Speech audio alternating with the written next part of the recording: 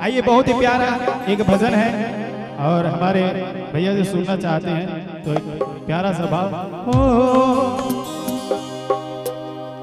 सावन मास बिजिला मनावो,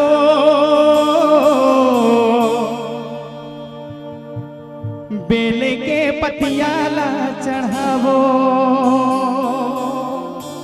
अब ये भजन काफी चल रहा है तो मैं आप सभी के लिए विशेष तैयार करके आया हूँ और चाहूंगा सभी मस्ती के साथ झूले का तैयार करेंगे। बोले सच्चे दरबार की जय हो।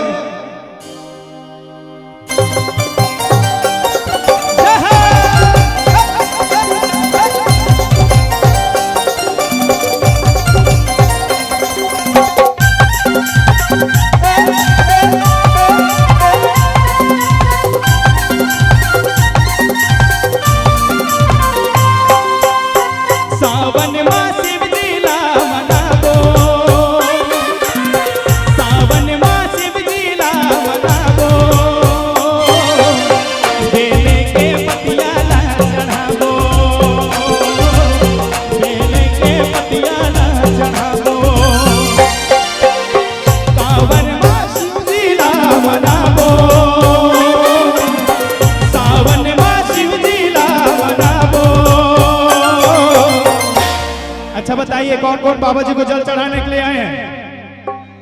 जो आए हैं घूमने के लिए आए उनको नहीं है, जो आए हैं दोनों हाथ को उठा के बम बम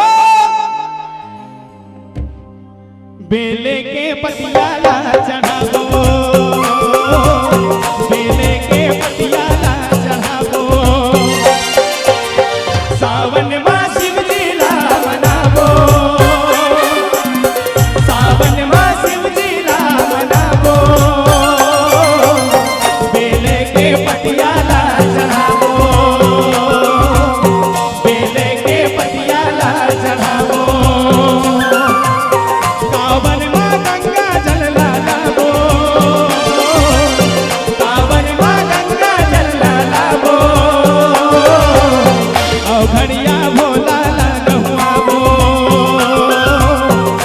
घड़िया भोला मनावो। चलो शिव मंदिर जाबो, भोला के दर्शन पाबो। चलो शिव मंदिर जाबो, भोला के दर्शन पाबो।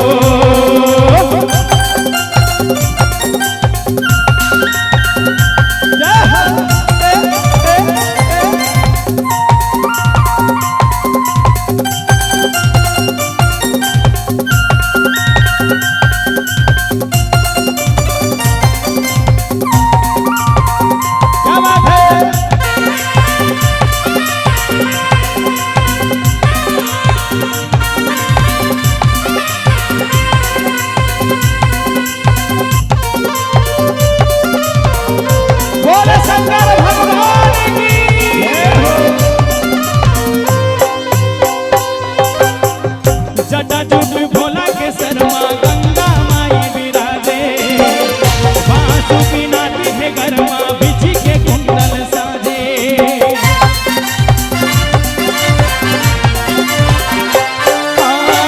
मर घटिया में भभूत लग सिकले चुप रागे, गांजा धतु भांग लपी के भैया बरन हो।